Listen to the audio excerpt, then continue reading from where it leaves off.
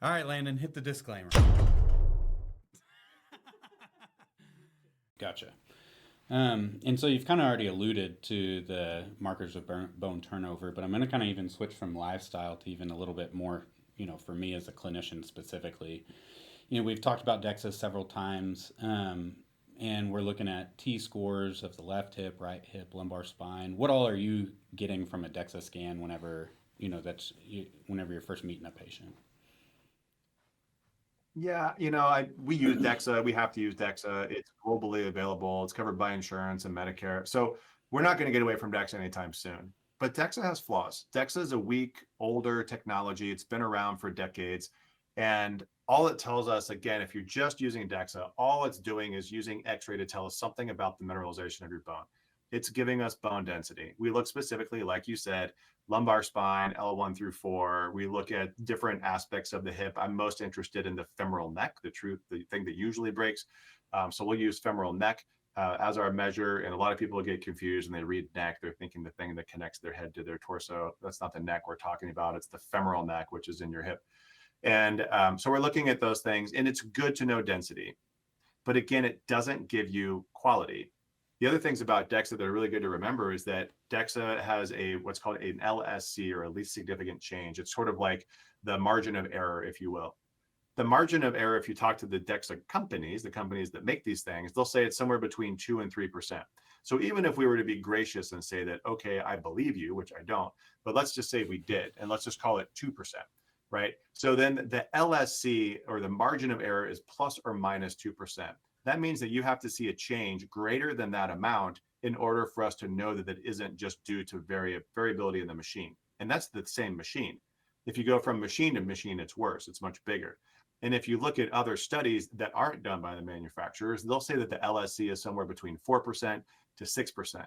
So now we're talking about a plus or minus potentially up to 6%. That's a 10% swing.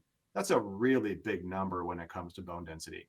So this is a huge problem because most people who are on a bone health journey, even if they're doing great, are going to see an improvement of 2-3% over the course of 12 months, maybe 24 months. And if your LSC is 6%, oh man, like you have to do the same intervention for the next 3 years to see the benefit. Like this sucks. This is not a good imaging modality for this problem. Now, there are other tools out there. So even through DEXA, there is a software add-on called TBS, or trabecular bone score. TBS is helpful because it tries to look at quality as well, but it's still using the same data. It's still starting with the same two-dimensional X-ray, still looking at mineralization, but they've been able to kind of fine-tune this tool over time. And so it'll divide people into one of 3 groups if you have osteoporosis. Either you have normal bone quality, partially degraded bone, or degraded bone. And it could be helpful if you fall into either the first or the third category. Not really helpful if you fall in the middle category, because that's where most people are, right? They have osteoporosis with partially degraded bone. That doesn't change what I do. It's good to know if you have osteoporosis and good quality bone. That's actually a really nice thing to find. It's also good to know if you have osteopenia and degraded bone, poor quality bone, right? So some of the outliers there is helpful, but in general, I find that most people fall into that same category: osteoporosis, partially degraded bone. Doesn't help me. And then there's another device called a REMS, which is from the company Ecolite out of Italy. And this is a device which is really picking up a lot of steam in the bone health space, but currently in the US, not accepted by insurance or Medicare. So this is a cash pay product. It is an FDA approved imaging device. It looks at bone density and give you a T score like a DEXA, but it'll also give you a quality score called a fragility score. And unlike the TBS, which splits it up into 3 groups, this will split it up in a range from 0 to 100. So now you can see very fine gradation moving up and down. It's a little hard to know right now with the research that we have, like what do the small differences mean? Because I have people who are repeating these every 6 months, right? So we can see some subtle changes in the fragility score. But what we see with REMS is that it does change more quickly, and it changes with probably less and less intervention. So I'm really liking the REMS right now. It's not perfect either. We still need more. We need more research. We need more data sets done with different populations. But I really like the REMS in general. Gotcha. And so that's, how we're looking at bones, getting the bone mineral density. Do you use any biochemical markers of bone turnover like the NTX or CTX. I've seen kind of both of those in the training. CTX for blood, NTX for urine. Are those part of your Yeah. workup or monitoring? Yeah. So I really like the bone turnover markers. The research behind them is pretty good. And most researchers are really leaning on the CTX in blood, the C telepeptide, and then the P1 and P for the building side. You can get them both through serum, through blood. And you can, if you get them at the same time, you get a sense of what's happening with bone turnover, bone metabolism.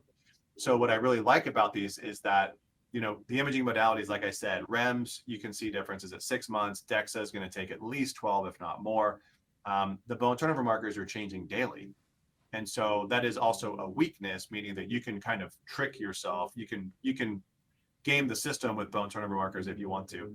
But if you keep all of the potential variables as consistent as you can, meaning, if you worked out the last time that you had bone turnover markers, work out this time the same amount, the same time period before. I would say don't work out for 2 days before, but whatever it is, right? Do the same thing. If you ate a big meal the day before, eat a big meal the day before. Get them done at the same time. Get them done fasted. Like if you're a woman who's cycling, get them done the same day of your cycle. Like you want to control as many variables as possible when you get these bone turnover markers done. And then once you do, then you can start tracking these regularly over time. What we see is that people who are doing the things that we know are good for bone health, we will see very predictable changes. We'll see what I'd use as the ratio between the two. We'll see better bone turnover. So if you look in the research, there are a couple of authors who have started doing this, but essentially what you do is you use the bone building biomarker, the P1 and P, and you put it over CTX adjusted for units. I don't remember the units off the top of my head, but basically you move the decimal point for CTX over three places, and that gives you usually a 2-digit number in P1 and P over a 0.3-digit number of CTX. And then you get a ratio, and that ratio is going to generally be somewhere between 100 and 300, unless they're on some kind of a drug. And higher is better, more bone building per breakdown. Now, I would love to see better research on this, but we've seen it in a number of intervention studies where they're tracking this. We do see it for people who are gaining bone mineral density. We do see them have better ratios. So I'm clinically convinced that this is working. I've been criticized online by some people who say that there's not enough evidence to say that this is what we should be doing. But my rebuttal to that is, then what else do we do, right? Do we just put our head in the sand and wait and get our next DEXA in 2 years? No. I love using biomarkers where we can. When they fall out of like what we think makes sense. So for example, if someone has really slow bone turnover, we know they're under eating, but like the ratio got better. We're like, no, look, we can't just go off the bone turnover markers. We have to take it into context with the whole picture. So it's not perfect, but that's what we like to use in between. And then, I mean, for people that are being, I want to call them being aggressive. For people that are very concerned, we can do them as frequently as like, every 6 months, twice a quarter, we're getting these drawn, which there's some cost to that. But where I see this really valuable is for people who are coming off of bone drugs, for people who are stopping Prolia, for people who are coming off of an anabolic and not going on an anti-resorptive, right? People who are taking the risk because their endocrinologist told them differently. But people who are doing this, they think they have it handled. Let's look at these bone turnover markers, and you can see if you're failing, your CTX will go through the roof, right? Like you'll start losing bone like crazy, and you can catch it early. You can catch it before the DEXA will pick it up in 12 months after you've already lost, 15% of your bone density, right? So I think there's a lot of value in certain circumstances of using these tools. That's awesome. Thank you for your insight with those, because I'm not getting them currently with just my normal hormone stuff. But I do have a few females who are already, diagnosed osteoporosis that I want to be a little bit more aggressive with them. So I'm gonna kind of Yeah, start playing with and you got to them. be careful. I mean, if you get them out of context, they could be misleading too, right? Like especially like we've kind of looked at this throughout the cycle for cycling women. If you get it, at like the middle of the luteal phase when estrogen is, I guess it comes back up. If you get it, I guess if you got it like day 3, right? That's where a lot of times doctors will measure hormones. If you were to get it like day 3, you would have the lowest estradiol throughout the month, and your CTX is probably pretty high. Gotcha. right? But then if you get it day 12, right, through the follicular phase, estradiol rises, so then you're going to have a CTX, which is very low. So it's got to be in context with what's happening for that person. So I definitely wouldn't add it, and they're expensive. So I wouldn't add them to every panel. I would do them like as an add-on for people that want to know like what's happening with my bone turnover markers, and then just have very clear recommendations like these are all the variables you need to control. Gotcha. And so, kind of alluding to the sex hormones already, um, I mean those are really what I'm implementing first, especially in postmenopausal women, is just getting their hormones back.